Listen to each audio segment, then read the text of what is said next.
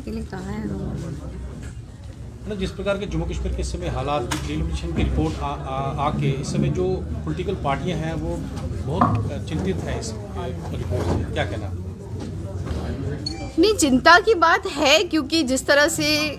यहाँ पर सिक्योरिटी का इंतज़ाम नहीं है ठीक तरह से, लीडर्स के पास सिक्योरिटी भी नहीं है और बहुत सारी चीज़ें हैं। जैसे कि मैंने आपको सुचेतगढ़ का कल बताया, आज बताया कि कल हम गए थे वहाँ पर, कैसे सुचेतगढ़ के लोग भी चिंतित हैं कि वहाँ पर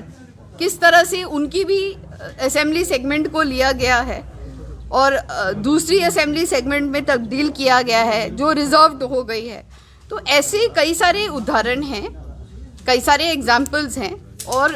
उन सब चीज़ों को लेके कई सारी चिंताएं हैं, लेकिन हमारे नेता उस पर बैठेंगे जब और क्लियरर पिक्चर आगे आएगा तब हम सब बैठ के उस पर विचार करेंगे और सामने फिर उस पे सवाल जवाब भी करेंगे। जिस प्रकार के आप जम्मू का विजिट है आपका, आपकी महिलाओं की मीटिंग थी, आने वाले टाइम में कांग्रेस पार्टी इसके जो प्रोटेस्ट की तरफ आप रुख कर रहे हैं? हम तो प्रोटेस्ट लगातार कर रहे हैं। हमारी प्रोटेस्ट महंगाई पे हो रही है, हमारी प्रोटेस्ट बहुत सारे फ्रंट पे हो रही है कि जिस तरह से स्टेटहुड छीना गया यहाँ पर, जिस तरह से इसे यूटी बनाया गया है, जिस तरह से लोगों को अपना अधिकार मिलना चाहिए वापस, उस तरह से प्रोटेस्ट तो जारी ही है, मतलब और जारी रहेगा क्योंकि जितने भी लोग बिलो पॉवर्टी लाइन है, जैसे कि मैंने आपसे कहा कि आशा वर्कर्स को किस तरह से 2000 से कम तक की भी स्टाइफंड मिल नहीं पाती समय पर, उनको कम से कम 10,000 मिलनी चाहिए। आंगनवाड़ी वर्कर्स की भी हालत जो खराब है और उसी तरह से जो महिलाओं को सबसे ज़्यादा प्रताड़ित होना पड़ता है हर सिचुएशन की वजह से, खास करके महंगाई और बेरोजगारी का सारा जितना भी उसका रिपरकशन होता है वो महिलाओं पे पड़ता है। और अभी जो एसिड अटैक्स हो रहे हैं तो महिलाएं भी सुरक्षित नहीं हैं, युवाओं को के पास भी काम नहीं है। तो ऐसी पार्टी को उन्होंने वोट देके देख लिया कि ये सरकार तो कुछ भी नहीं कर पा रही है। बीजेपी का कहना है कि जो भी आज जम्मू कश्मीर में हालात खराब है इसका जो सब कुछ कांग्रेस की देन है। अच्छा, बीजेपी का तो हम क्या बताएं, लेकिन ये ज़रूर बताना है कि जितनी भी देश की संपत्ति, देश की धरोहर बनी थी, बीजेपी ने पूरी तरह से उसे प्राइवेटाइज कर दी है। कोई चीज़ देश की रहने नहीं दी है, 4-5 कॉरपोरेट सेक्टर्स के हाथ में दे दी है और जिस देश को जितना गरीब कर सकते थे उन्होंने किया है। और आगे भी बेरोजगारी के दर को जिस तरह से उन्होंने नीचे पॉवर्टी लाइन के नीचे गरीबों को धकेला है, तो राहुल जी ने इसके बारे में विस्तार में पार्लियामेंट में बहुत अच्छी स्पीच हाल ही में दी है और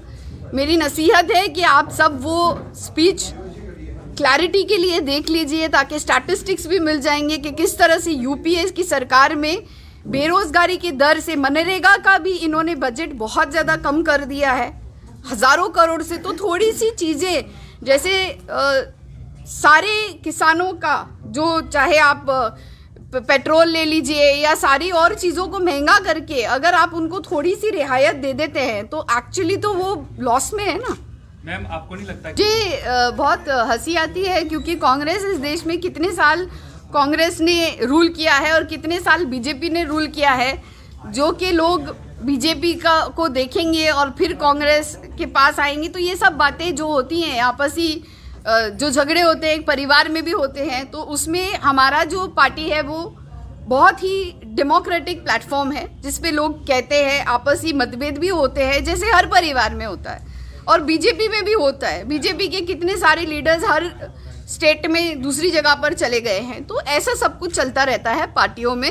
लेकिन जितना राज कांग्रेस ने इस देश पे किया है उस हिसाब से बीजेपी को जब भी मौका मिला है, मोदी जी खुद ही अपने आप को सुरक्षित नहीं पाते। बालाकोट में हम सवाल नहीं करना चाहते लेकिन सबने देखा, हमारे होम मिनिस्टर सामने आए, उन्होंने कहा, देश के होम मिनिस्टर अमित शाह जी, उन्होंने कहा कि 350 लोगों को मार दिया प्रेस कॉन्फ्रेंस करके।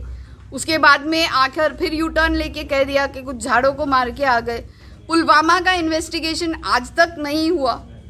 वो दविंदर सिंह का क्या हुआ, वो कहाँ चले गया। तो बहुत सारी मसले हैं। ये डिमोनेटाइजेशन क्यों किया, काला धन कितना आ गया, 15 लाख रुपए सबके अकाउंट में आए कि नहीं,